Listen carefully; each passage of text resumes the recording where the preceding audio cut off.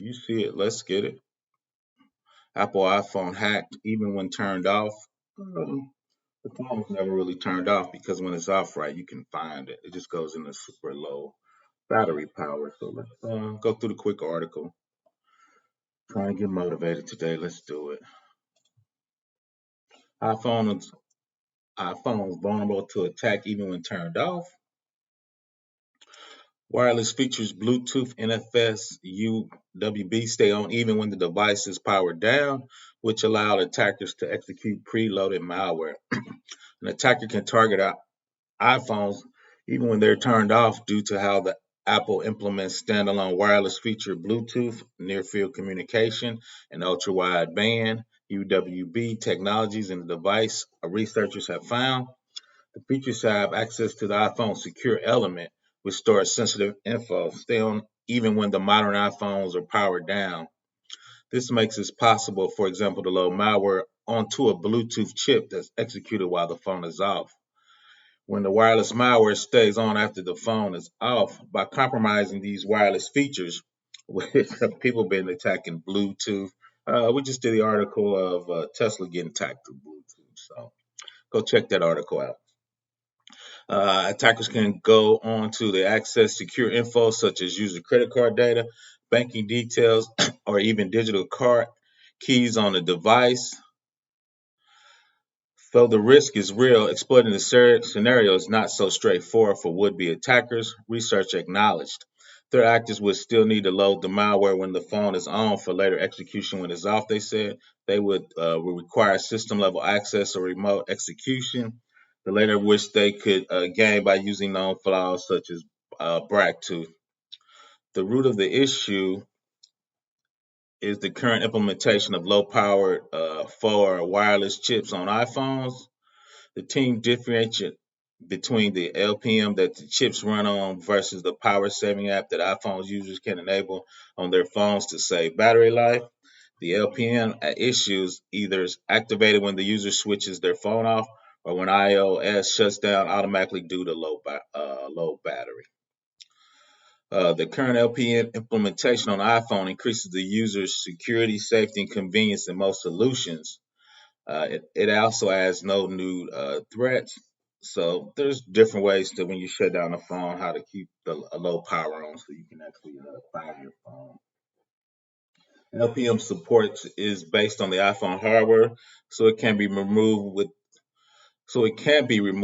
the system updates. That has a long-lasting effect on the overall iOS security model.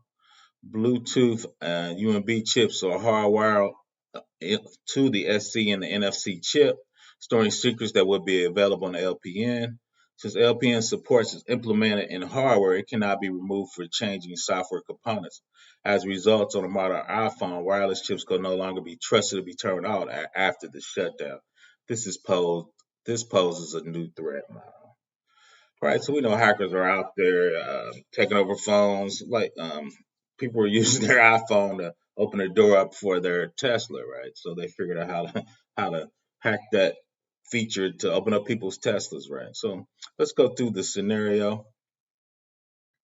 Researchers analyzed the security of the LPN feature in a layered approach, observing the impact feature on the application firmware and a hardware level security.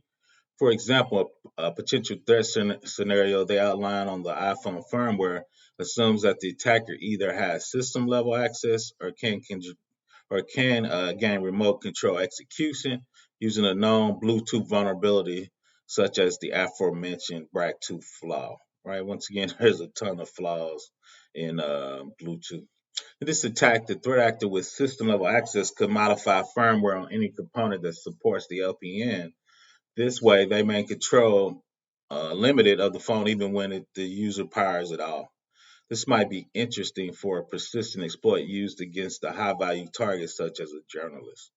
A lot of journalists, especially internationally, their phones get hacked. People are following them, and sometimes in certain countries, journalists disappear. So protecting their phones is a high value target.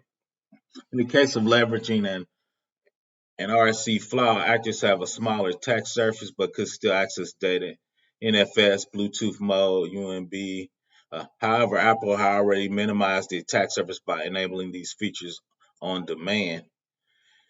Even if our firmware would be protected against manipulation, an attacker with system level access could still send custom commands to the chip to allow a fine grained configuration, including advertisement, rotation, and individual content. This could allow the attacker to create settings and will allow them to locate a user's device even more accurately than the legitimate users to find their application.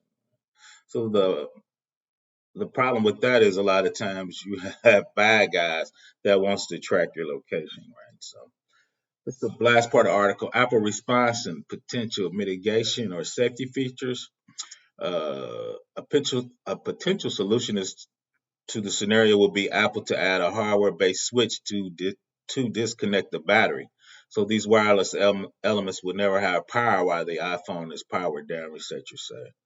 This would improve the situation for privacy concerned users, surveillance targets like journalists. But when you physically power the phone off, if you lost it, right, you wouldn't be able to find it. So that's the give and take of that feature. Once again, Professional Black Ops, cybersecurity for the people. Sorry, I'm dragging a little bit. My voice is disappearing. TGIF, have a great day. Please subscribe.